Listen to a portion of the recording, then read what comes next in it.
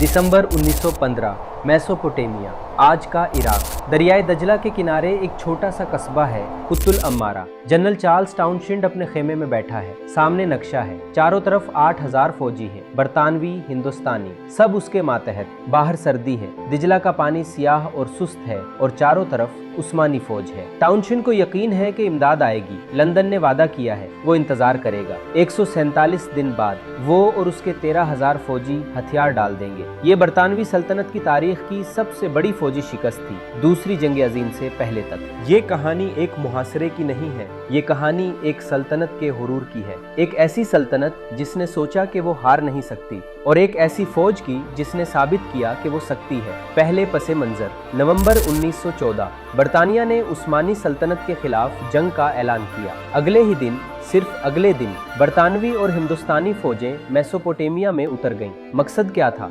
आबादान की तेल रिफाइनरी की हिफाजत। बस यही था। महदूद मिशन, छोटा हदफ, लेकिन फौजों का अपना मंतिक होता है। जब आप जीतने लगते हैं, आप आगे बढ़ते जाते हैं। 1914 से 1915 तक बरतानवी फौजें शुमाल की तरफ बढ़ती रही। बसरा आया, जीत गए। करना आया, जीत गए। अम्मारा आया, जीत गए। कुतल अमारा आया, जीत गए। और फिर लंदन से हुक्म आया, बगदाद लो। ये वो लम्हा था जब महदूद मिशन लामहदूद हो गया। जनरल टाउनशेंड ने एतराज किया। उसने कहा, हमारी फौजें ठकी हुई हैं, सप्लाई लाइनें कमजोर हैं, बगदाद अभी मुमकिन नहीं। लंदन ने नहीं सुना। नवंबर 1915, टाउनशेंड ने बगदाद की तरफ मार्च किया। कुद्स से 130 किलोमीटर शुमाल में सलमान पाक के मकाम पर उस्मानी फौज इंतजार कर रही थी, नूरुद्दीन पाशा की क़यादत में। जंग हुई 3 दिन, बरतानवी फौजें हार गईं। टाउनशेंड ने पसपाई इख्तियार की। वो वापस आया कुतल अमारा और वहां रुक गया। 7 दिसंबर 1915, उस्मानी फौज ने कुत का मुहासरा मुकम्मल कर लिया।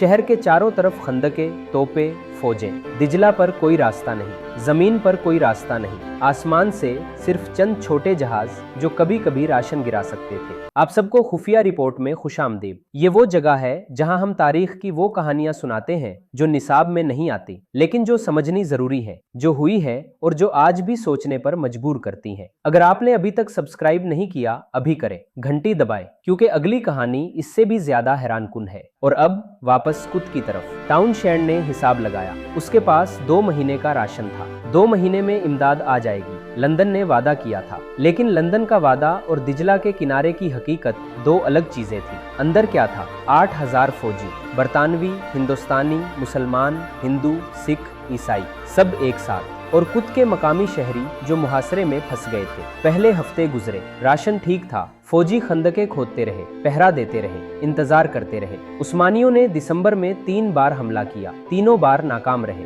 कुत की दीवारें मजबूत थी। जनवरी आया, राशन कम होने लगा। पहले तंबाकू खत्म हुआ, फिर चाय, फिर चीनी, फिर दूध, फिर गाय का गोश्त, फिर भीड़ का गोश्त। हर चीज एक एक करके खत्म होती गई। जो बचा वो घोड़ों का गोश्त था। हिंदुस्तानी, हिंदू और सिख फौजियों के लिए ये मजहबी तौर पर नाकाबिले कबूल था। उन्होंने भूखे रहना कबूल किया। फरवरी आया, बीमारियां शुरू हुई, पेचिश, टाइफाइड, स्कर्वी। डॉक्टरों के पास दवाएं खत्म हो रही थी, मरीजों की तादाद बढ़ रही थी, फौजी कमजोर हो रहे थे, लेकिन इमदाद आ रही थी। जनवरी 1916 में बरतानिया ने 2 हिंदुस्तानी डिवीजन भेजे। मकसद कुत का मुहासरा तोड़ना। जनरल एल्मर की क़यादत में। पहली कोशिश जनवरी, उस्मानी फौज ने रोक लिया। 10,000 हलाकतें, पीछे हटना पड़ा। दूसरी कोशिश फरवरी, फिर रोक लिया। 8,000 मजीद हलाकतें, फिर पीछे हटना पड़ा। तीसरी कोशिश मार्च, फिर नाकामी। 5,000 मजीद हलाकतें। 3 कोशिशें, 23,000 हलाकतें। कुत का दरवाजा नहीं खुला। अंदर टाउनशेंड की हालत क्या थी? वो रोजाना लंदन को पैगाम भेजता, राशन खत्म हो रहा है, फौजी बीमार है, इमदाद कब आएगी? लंदन का जवाब हमेशा एक ही था, जिल्द कभी नहीं आया। अप्रैल 1916, कुत के अंदर सूरत हाल इंतहाई खराब थी। फौजी इतने कमजोर हो गए थे कि खंदकों में खड़े रहना मुश्किल था। राशन इतना कम था कि एक आदमी को रोजाना सिर्फ चंद आंस आटा मिलता था। मुर्दों की तादाद बढ़ रही थी। जिंदा फौजी मुर्दों को दफनाने की ताकत नहीं रखते थे। टाउनशेंड ने आखिरी कोशिश की। उसने उस्मानियों को एक पेशकश भेजी, 1 मिलियन पाउंड सोने में, अगर उसे अपनी फौज समेत हिंदुस्तान जाने दिया जाए। उस्मानी कमांडर खलील पाशा 29 अप्रैल 1916